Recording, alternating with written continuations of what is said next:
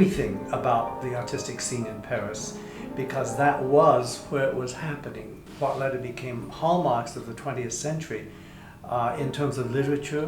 The whole soup was so thick at that point. Everything that was new and was trying to reevaluate what the 19th century had been in terms of techniques and in terms of aesthetics, all of that was happening around him.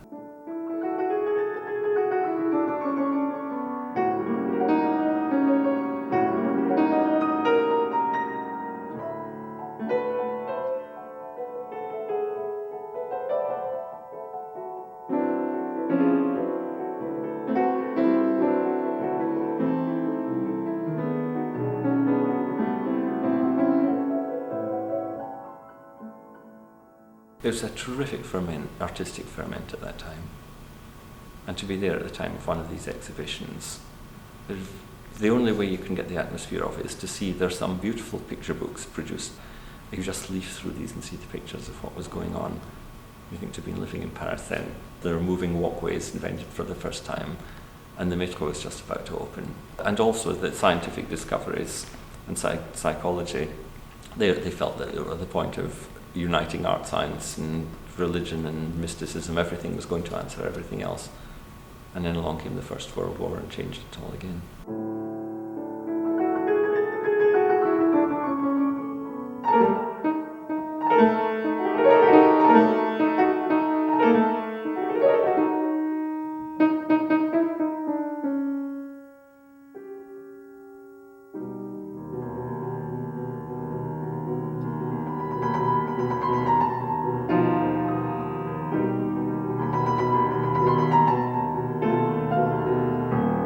Sitting in the coffee house in Paris and observing the people and the art of conversation, it was a whole different aura. There's a kind of elegance and a quiet maturity that is lacking today. And yes, I'm sure the influence of Paris as one of the greatest cities in the world, and the gardens, and to go in the squares and walking around every street is like another mystery. You're really walking in a museum. And everything is another surprise, another revelation. The light and moods and the clouds and the sun or the lack thereof.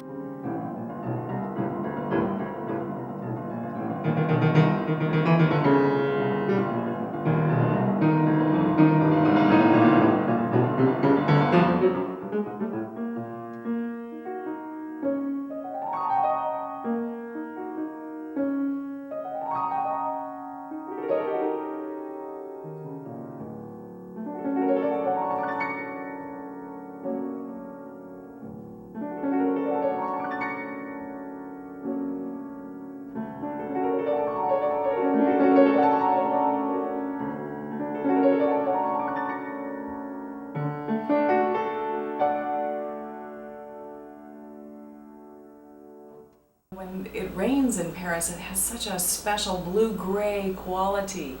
And I can recall many times being in some little garret in a little room in a tiny hotel in Paris when it's raining and I'm right next to the tile roof. That is the most special quality for me in terms of weather in Paris.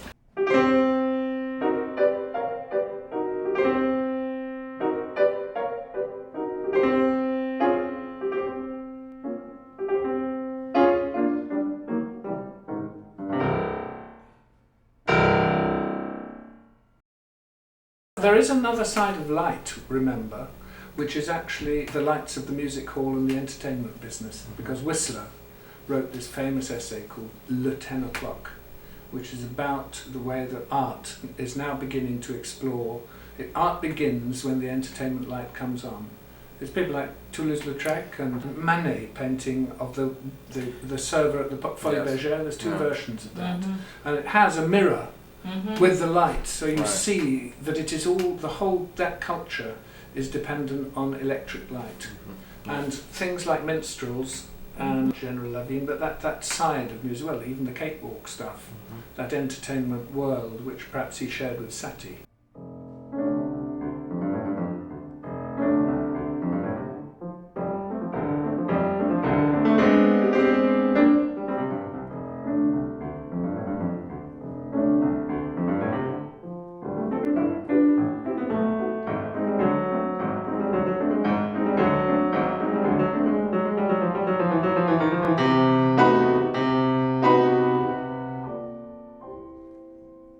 Many of the pieces suggest light. Broulliard, the fog, that suggests light or absence of light.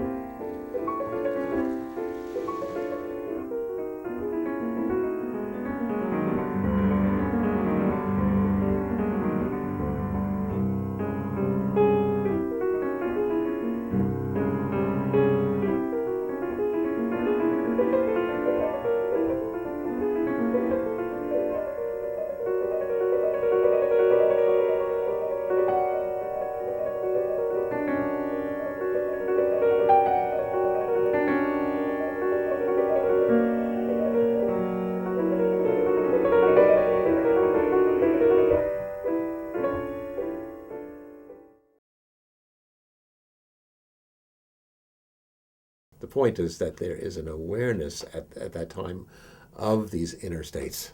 That's what the symbolists are all about. That's what Freud is all about. That's what Chekhov and Ibsen, by the way, Ibsen's late plays are and Wagner's Gesamtkunstwerk are the source for the French symbolism.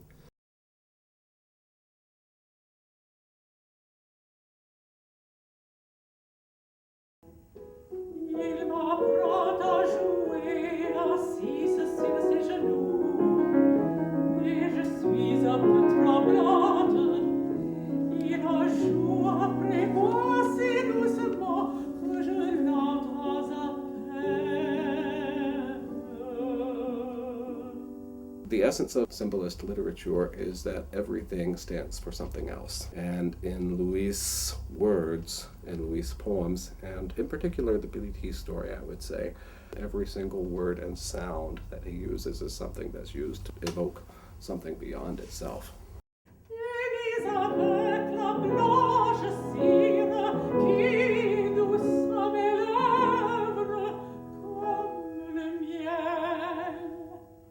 You never actually learn in the poem what transpired between Bilitis and the young man she's with, but Debussy makes very clear through his music that whatever happened between them was positively magical.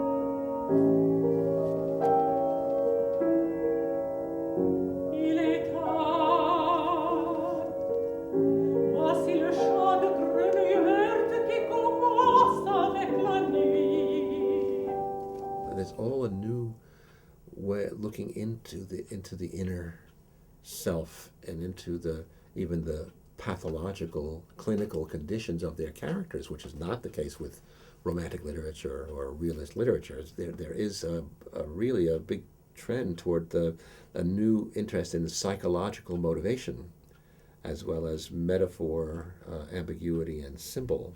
And that psychological motivation becomes very important at the turn of the century in all of these writers, Strindberg, Dostoevsky, and the symbolist poets.